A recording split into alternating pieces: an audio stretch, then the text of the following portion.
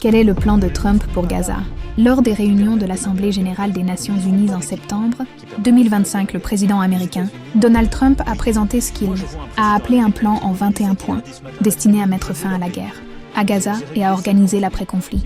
Les principaux axes de ce plan sont un cessez-le-feu permanent, la libération de tous les otages à Gaza, un retrait progressif des forces israéliennes après le déploiement d'une force internationale islamique conjointe de stabilisation, une administration de Gaza avec participation palestinienne, probablement l'autorité palestinienne, et sous supervision internationale, tout en excluant le Hamas, une participation arabe et islamique, dans une force de sécurité conjointe pour protéger le territoire, le financement de la reconstruction, par les contributions des pays arabes et musulmans, le refus de l'expansion des colonies et de l'annexion de la Cisjordanie, ainsi que la garantie du respect des droits religieux à Jérusalem, le désarmement du Hamas ou son exclusion totale de toute gestion future du territoire.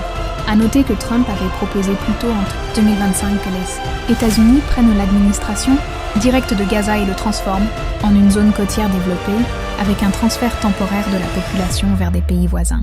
Cette idée avait été largement rejetée par les pays arabes, ce qui l'a conduit à présenter une version révisée, plus diplomatique. Positions Arabes.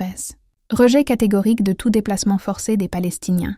Insistance sur l'établissement d'un État palestinien indépendant dans les frontières de 1967, avec le droit au retour et le respect des droits des Palestiniens à Jérusalem. Exigence d'un rôle pour l'autorité palestinienne dans la gestion de Gaza.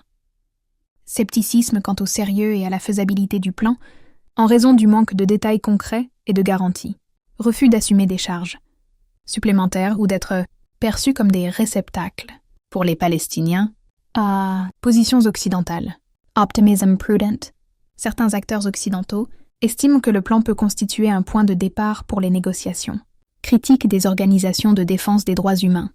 Elles considèrent que le plan risque d'entraîner un déplacement indirect des Palestiniens et de fragiliser leur position. Opposition israélienne.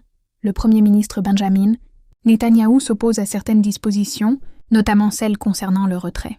Manque de détails pratiques. Il n'existe pas de vision claire sur la reconstruction de Gaza ni sur la garantie du retour des habitants dans leur foyer.